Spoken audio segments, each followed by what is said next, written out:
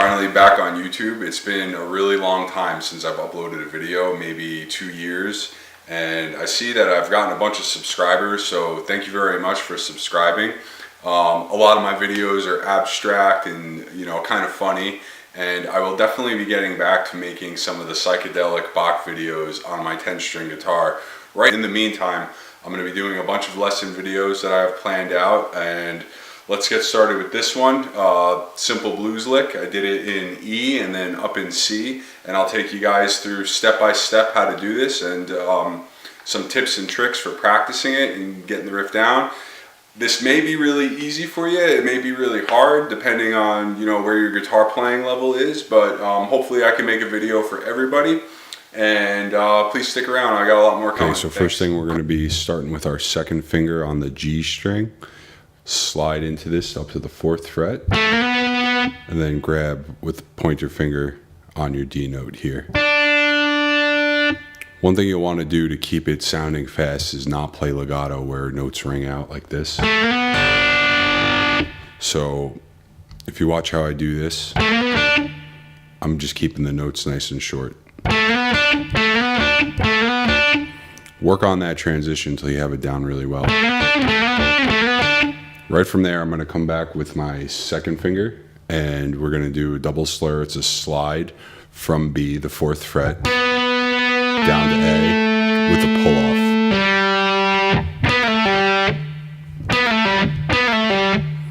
So I come in, just like that. Now from this pull-off, we're going to jump up to the D string, and here get a little bit of a tricky part because we're going to roll the finger like that. So from the slide, pull, come up, roll down, and roll back. Then we go to the G string open, followed by hammer. So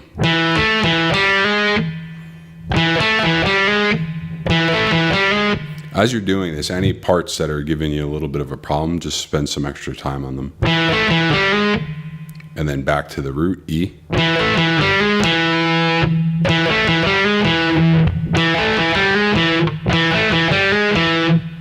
Now from this E, it's going to be a pull-off.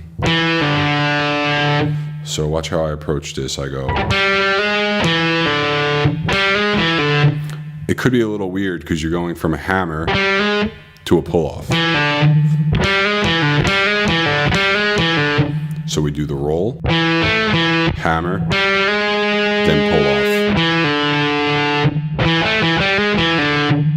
And I'll show you up to that point.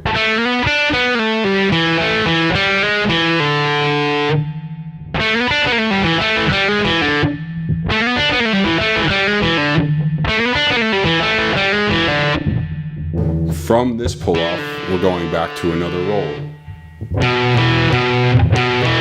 Same technique as before. Now, one little trick is with these where you roll down is a lot of times we play on the very tips of our fingers, but in a situation like this, we grab a little bit more. It's a little hard to see, but I'm a little bit more on the meat of the finger. This way I could roll down and hit those notes. So we got...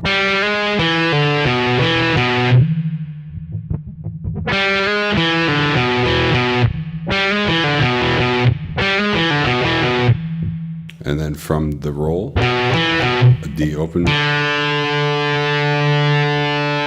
hammer pull from A to B, 0 on 2nd fret. Now I left the notation off of this just because I wasn't sure if I was going to change any rhythms or anything. So that's why you're only seeing tab.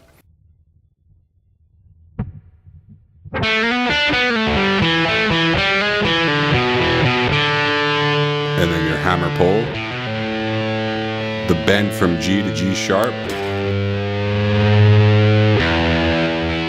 then the 2 opens.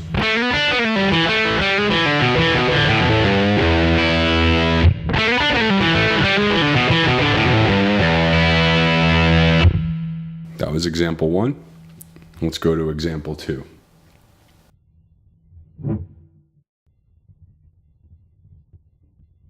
Okay, so now I'm going to be sliding in from the 10th fret. Let me adjust my camera here. Okay, so I'm sliding in from the 10th fret to the 12th fret and grabbing with my middle finger. It's the same phrase transposed up, a little bit different because your fingers are going to work differently.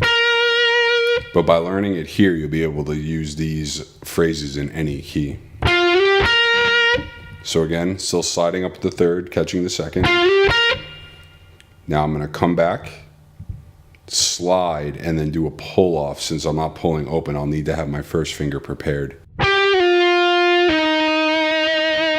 So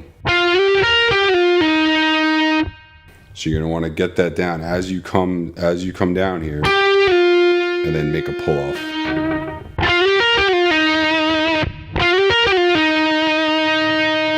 My pointer finger stays in position, my third finger comes in for the roll. Now my pointer is ready for the hammer.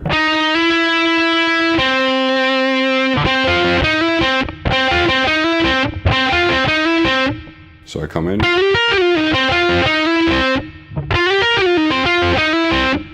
From here, we're gonna come down to the 7th, or the flat 7. We could think of that like in our pentatonic scale. Okay. Then I do the roll. Now that phrase is not written out, but you could see how you can make up lots of variations of it. So I come through here. And of course you could extend, do whatever you want from there. And then the only other change for the high one is I hit the high octave. The difference is you could slide your pointer finger into this, hit with your second finger, and then you'll be able to grab the high note easily with your third finger. So if you can also practice it not sliding, and then you got to make kind of a quick jump. Or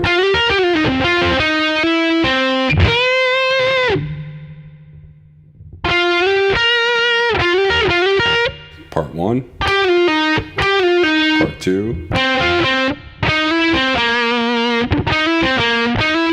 Now, if you wanted to do something similar to the first phrase and work all the way down, you could do that as well, following your pentatonic scale down.